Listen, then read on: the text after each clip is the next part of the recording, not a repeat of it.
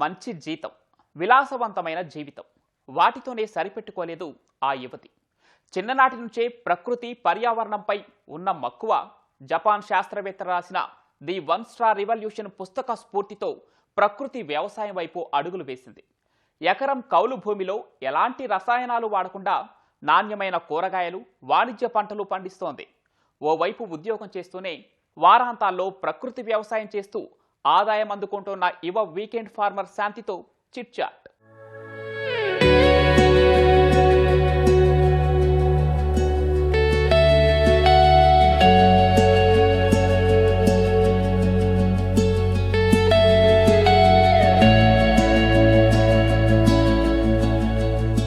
వ్యవసాయం అతిపెద్ద ఉపాధి రంగం. ఇటీవల కాలంలో యువత, ఉద్యోగులు ఈ రంగం వైపు ఆసక్తిగా వస్తున్నారు. ప్రత్యేకించి వాతావరణ మార్పుల నేపథ్యంలో జీవన శైలికి అనుగుణంగా తమకిష్టమైన ఆహార పదార్థాలు పండించుకున్నారు. ప్రత్యేకించి ఇటీవల కాలంలో రసాయన ఎరువులు, పురుగు మందుల వినియోగంతో పండించిన పంటలు తినడం వల్ల అనారోగ్యాల బారిన పడుతున్నారు. ఈ క్రమంలో కొంతమంది యువత, ప్రత్యేకించి మహిళలు కూడా ఈ రంగం వైపు వస్తున్నారు. సొంతంగా వ్యవసాయం చేస్తూ అద్భుతంగా రాణిస్తున్నారు. హైదరాబాదు చెందిన ఓ ఉద్యోగి మంచి ఆకర్షణీయమైన వేతనం ఉన్నప్పటికీ వీకెండ్ వ్యవసాయం చేస్తూ అద్భుతమైన ప్రయోగాలు చేస్తూ విజయవంతమయ్యారు. హైదరాబాదు చెందిన శాంతి గట్టినేని మనతో ఉన్నారు. శాంతి గారు, ముందుగా మీకు అభినందనలు. నమస్తే అండి. మంచి ఆకర్షణీయమైన వేతనం, మంచి ఉద్యోగం చేస్తూ కూడా ఎందుకు ప్రకృతి వ్యవసాయం మళ్ళారు? అంటే ఉద్యోగమే ఇదే అండి. నాకు చిన్నప్పటి నుంచి కొంచెం నేచర్, ఎన్వైర్న్మెంట్ అంటే శ్రద్ధ, కాన్షియస్నెస్ ఉంది చిన్నప్పటి నుంచి. అండ్ కొంచెం పెరుగుతూ మంచి ఫుడ్ తినాలి, మంచి ఫుడ్ మన పిల్లలకి ఇవ్వాలి అన్న ఉద్దేశం కూడా ఉంది. అండ్ అనుకోకుండా కొన్ని పుస్తకాలు చదివి న్యాచురల్ ఫార్మింగ్ అంటే ఇంట్రెస్ట్ పెరిగి అది చెయ్యాలి అన్న కోరిక బాగా పుట్టిందనమాట. ఇంకా అది చేయాలంటే నేను వీకెండ్స్లోనే చేయాలి. సో జాబ్ చేస్తూనే వీకెండ్స్లో ట్రై చేద్దామని ఇది స్టార్ట్ చేశాను.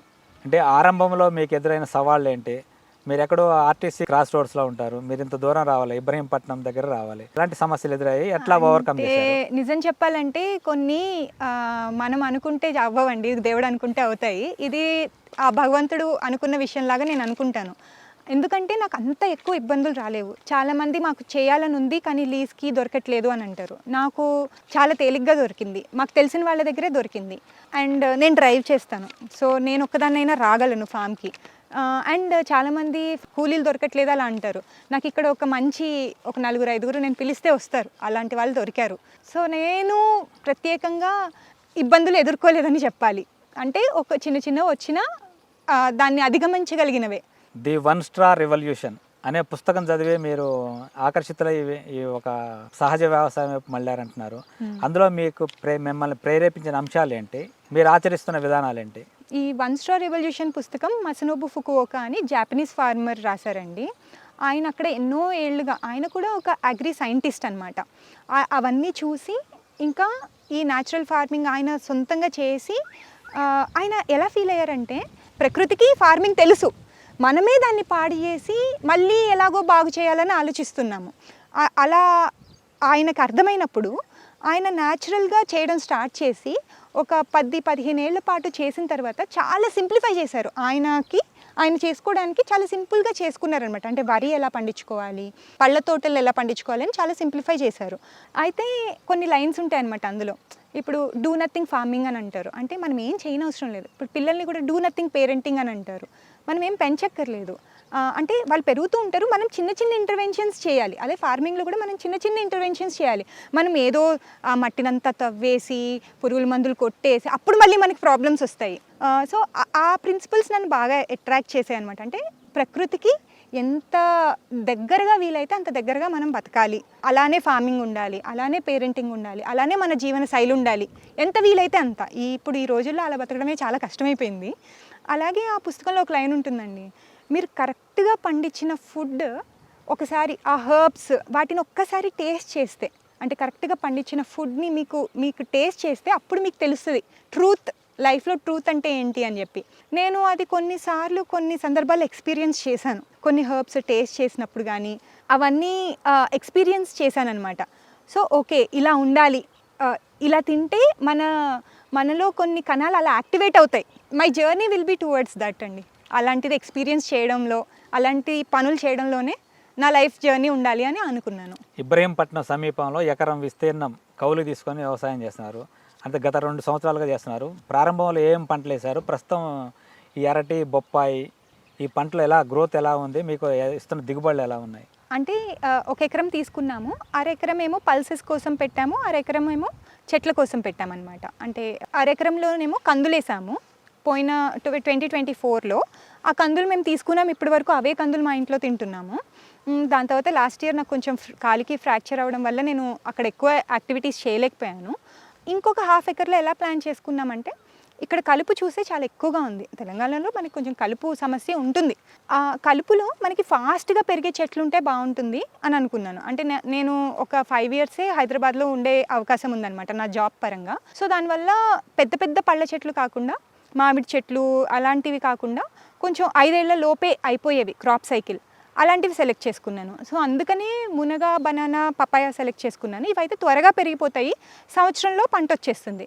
మాకు ములక్కాయ అయితే 7 నెలలకే వచ్చేసింది, పపాయ 8 నెలలకు వచ్చింది, అరటి 13 నెలల నుంచి రావడం స్టార్ట్ చేసింది. అండ్ దిగుబడి నేను కొంచెం మొదట్లో అంత కాన్ఫిడెంట్గా చెప్పలేకపోయేదాన్ని మాకు బాగా వచ్చింది అని. మునగకి ఇప్పుడు లెక్కగా చెప్పాలంటే ఓ 50,000 రూపాయల వరకు మునగలోనే వచ్చి ఉంటుంది. ఇన్వెస్ట్మెంట్ కూడా తక్కువ, 2 lakhs నేను మొత్తంగా పెట్టాను. అందులో 1 lakh క్యాపిటల్ ఇన్వెస్ట్మెంట్, ఇంకా 1 lakh బెడ్ ప్రిపరేషన్ కానీ, సీడ్స్ కానీ అలా. అందులో లీజ్ కూడా ఉంది, లీజ్ అమౌంట్ కూడా ఉంది. ఇంకా సొంతంగా చేసుకునే వాళ్ళకైతే అది కూడా ఉండదు. సో అలా తక్కువ పెట్టుకుని ఇంకా అరెకరం నుంచే ఇలా వచ్చింది. పపాయ కూడా ఒక్కొక్క చెట్టు నుంచి మీరు చూస్తే తర్వాత ఎప్పుడైనా తీసుకోండి, ఇలా కింద నుంచి పై వరకు చెట్లు కాస్తూనే ఉన్నాయి. ఒక్కొక్క చెట్టుకి దాదాపుగా ఆల్మోస్ట్ 1.5 year నుంచి 50 నుంచి 100 కిలోల దాకా ప్రతి వారం వస్తున్నాయి. ఇప్పుడు ఉత్పత్తి అయిన ఈ పంటని ఎలా మార్కెటింగ్ చేస్తున్నారు? ఇటీవల కాలంలో మార్కెటింగ్ అనేది ఒక పెద్ద సమస్య. ఇప్పుడు మీరు సహజ వ్యవసాయం, ప్రకృతి వ్యవసాయం చేస్తున్నారు. ఈ ద్వారా వచ్చేది చాలా అత్యంత నాణ్యంగా ఉంటుంది. ఎలా మార్కెటింగ్ చేస్తున్నారు? ఆ సమస్యను ఎలా అధిగమిస్తున్నారు? నిజం చెప్పాలంటే నాకు పండించిన తర్వాత తెలిసిందండి, పండించడం ఒక ఎత్తు అయితే అసలు పండించడం ఇంకా ప్రశాంతంగా చేసుకోవచ్చు, మన ఇష్టంగా చేసుకుంటున్నాం కాబట్టి. మార్కెటింగ్ అయితే పెద్ద సమస్యే. ఈ న్యాచురల్ ఫార్మింగ్ అనే కాదు, మామూలు సాధారణ కెమికల్ ఫార్మింగ్ చేసే రైతులకు కూడా మార్కెటింగ్ అనేది సమస్య. ఎంత దిగుబడి వచ్చిన దానికన్నా ఎంత రేట్ వచ్చింది అనే దాన్ని బట్టి మనకి ఫార్మర్కి డబ్బులు రావడం అనేది జరుగుతుంది. సో సమస్యలు అయితే ఉన్నాయి. అయితే నన్ను నమ్మి ఒక 2-3 ఆర్గానిక్ షాప్స్ ఉన్నారు. వాళ్ళు ఆర్గానిక్ ప్రోడక్ట్స్ అమ్ముతారు. వాళ్ళతో పాటుగా మనకు తక్కువే కాబట్టి నాకు మార్కెట్ చేసుకోవడం సులువైందని చెప్పొచ్చు. సో నేను అవేమీ తయారు చేయలేదు, ట్రై చేసినా అది కుదరదని తెలిసిపోయింది. కొంతమంది ఉన్నారు అవి చేసి అమ్మేవాళ్ళు. మనోహరాచారి గారని కషాయాలు అమ్ముతారు, ఆయన దగ్గర తెచ్చుకున్నాను ఫస్ట్లో ఒక 4 రకాల కషాయాలు. 6,000 రూపాయలు అయినాయి అంతే. కానీ అది ఫస్ట్ 4-5 నెలలే, మొక్కలు చిన్నగా ఉన్నప్పుడే కొట్టాము, ఆ పురుగు అంతా తినకుండా ఉండేలా చూసాను. దాని తర్వాత అవసరమే పడలేదు. అంటే మాకు పురుగు వచ్చి మా మొక్కల్ని డిస్టర్బ్ చేస్తుంది అనేది మాకు అనిపించలేదు మొదట 5-6 నెలల తర్వాత. సో ఆ తర్వాత అయితే నేను ఎలాంటి కషాయాలు కొట్టలేదు. దాని తర్వాత ఘనజీవామృతం మాత్రం సంవత్సరం క్రితం వరకు వేశాను.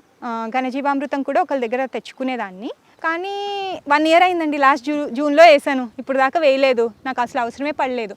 అంటే ఇందాక మీరు ఆ బుక్లో ప్రిన్సిపల్స్ గురించి అడిగారు కదా, అందులో ఏముంటుందంటే ఆయన మన ఇక్కడున్న జీవ వైవిధ్యాన్ని ఎంత తక్కువ మనం డిస్టర్బ్ చేస్తే అక్కడ అంత బాగా ఫర్టిలిటీ ఉంటుంది. సో నేను అదే ప్రిన్సిపల్ని ఫాలో. ఇప్పుడు మేము ఎలాగో రోజు వచ్చి డిస్టర్బ్ చేయలేము, వారాంతాల్లోనే వస్తాం కాబట్టి. సో దానివల్ల మేము తక్కువ డిస్టర్బెన్స్ చేసాము.